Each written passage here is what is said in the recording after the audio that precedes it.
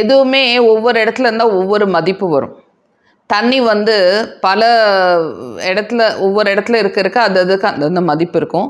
தண்ணி வந்து டிச்சில் ஓடுதுன்னு வச்சுக்கோங்களேன், அதுக்கு மதிப்பே இல்லை. அதே தண்ணி வந்து ஒரு பேக்கெட்லேருந்து அதுக்கு ஒரு மதிப்பு, அதே தண்ணி வந்து நம்ம வந்து பாட்டில் இருந்தோம்னா ஒரு மதிப்பு, அது வித்தியாசமான பாட்டில் இருந்தால் இன்னும் ஒரு மதிப்பு. அந்த மாதிரி தண்ணியோட அதே தண்ணி தான், ஆனால் அது எந்த இடத்துல இருக்கோ அதை பொறுத்து தான் இருக்கும். இதே ஒரு தண்ணி வந்து 5 ஸ்டார் ஹோட்டலில் கொடுக்கும்போது அந்த பாட்டிலோட விலை ஜாஸ்தியாக இருக்கும். சாதாரண ஹோட்டலில் இருக்கும்போது அதுக்கு ஒரு விலை ஜாஸ்தியாக இருக்கும். தண்ணி வந்து நம்ம ஜூஸில் ஊற்றினோம்னா அந்த ஜூஸோட வேல்யூ ஒன்று இருக்கும். இப்போ தண்ணியை பாலில் ஊற்றினோம்னா அதுக்கு ஒரு வேல்யூ இருக்கும். தண்ணி வந்து ஒவ்வொரு இடத்துல ஒரே தண்ணி தான், ஆனால் அதை எப்படி யூஸ் பண்ணுறோமோ அதை பொறுத்து தான். சேம் திங் சுகருக்கும் ஒவ்வொரு இடத்துல ஒவ்வொரு வேல்யூ இருக்கும். சுகர் வந்து பார்த்திங்கன்னா ஒரு குழந்தைக்கு ரொம்ப ஹையாக சுகர் இருக்குது, எக்ஸஸாக சுகர் இருந்தால் அவங்களுக்கு வந்து ஏடிஹெச்டிங்கிற ப்ராப்ளம் இருக்கும். ஏடிஹெச்டின்னு attention deficit hyperactivity disorder. அந்த குழந்தை ரொம்ப ஹைப்பராக ரொம்ப துள்ளி குதிச்சுக்கிட்டே இருப்பாங்க, ஓவராக இருப்பாங்க. நிறைய பேர் வந்து அதனால தான் நைட்டில் வந்து பாலில் வந்து நம்ம வந்து சர்க்கரை போட்டு கொடுக்கக்கூடாது.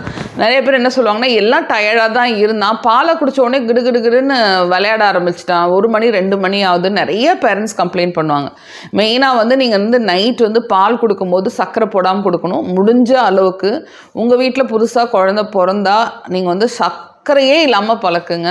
நீங்கள் சர்க்கரை இருக்குது வேணும் வேண்டாங்கிறதுல உங்களோட நினைப்பில் தான். குழந்தைக்கும் சர்க்கரைக்கும் எந்த சம்மந்தமும் இல்லை. ஓகேயா? ஸோ முடிஞ்ச வரைக்கும் சர்க்கரையை வந்து சர்க்கரையே கொடுக்காதீங்க. பழக்கிட்டீங்க அப்படின்னா நைட்டு சாப்பிட்ற பாலில் லேசாக மிளகு போட்டு கொடுங்க. சர்க்கரையை தயவுசெய்து நிறுத்திடுங்க. அடுத்தது வந்து இதே சுகர் வந்து ஒரு வயசானவங்களுக்கு ஒரு 60-70 வயசுக்கு வந்து அதிகமான அவங்களுக்கு சுகர் அவங்க இன்டேக் பண்ணாங்கன்னா அவங்களுக்கு என்ன கிடைக்கும்? டிமென்ஷியா கிடைக்கும். டிமென்ஷியானா ஒரு மறதி மாதிரி அவங்களுக்கு நிறையா வர ஆரம்பிச்சிடும். அதே சுகர் எக்ஸஸாக நம்ம ஸ்கின்ல வந்து உட்காருதுன்னு வச்சுக்கோங்களேன், என்ன நடக்கும்னு பார்த்தீங்கன்னா நமக்கு வந்து ரிங்கிள்ஸ் வர ஆரம்பிக்கும். ஒருத்தவங்களுக்கு வந்து அதிகமான ரிங்கிள்ஸ் வருது அப்படின்னா அவங்களோட சுகர் இன்டேக் ஜாஸ்தியாக இருக்குன்னு அர்த்தம். இதே வந்து ஒருத்தவங்களுக்கு வந்து சுகர் ஜாஸ்தியாக இருக்குது, அவங்களுக்கு வந்து பல்லில் ப்ராப்ளம் வரும். சிலவங்களுக்கு பல்லில் வந்து எப்படின்னா கேவிட்டியாக ஃபார்ம் ஆகும்.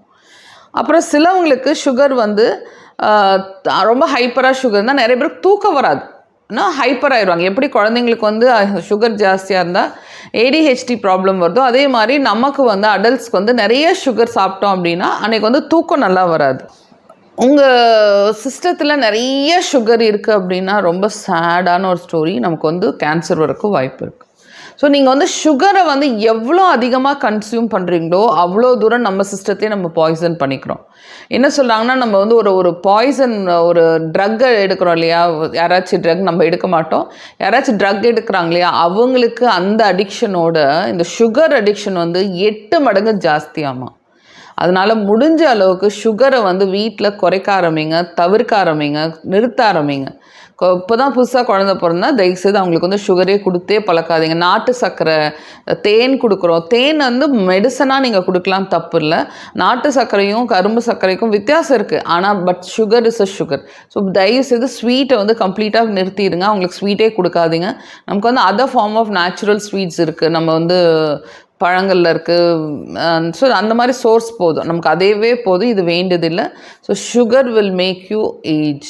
நீங்கள் கண்டிப்பாக சுகர் அதிகமாக எடுத்திங்கன்னா உங்களுக்கு சீக்கிரமாக வயசாயிரும், சீக்கிரமாக ரிங்கிள்ஸ் வந்துடும், கண்ணில் பிரச்சனை வரும், எல்லா இடத்துலையும் ஒவ்வொரு பிரச்சனை வரும். ஸோ எக்ஸஸ் சுகர் வந்து ஒவ்வொரு இடத்துல ஒவ்வொரு பிரச்சனையும் உங்களுக்கு உண்டாக்கும். ஓகேயா?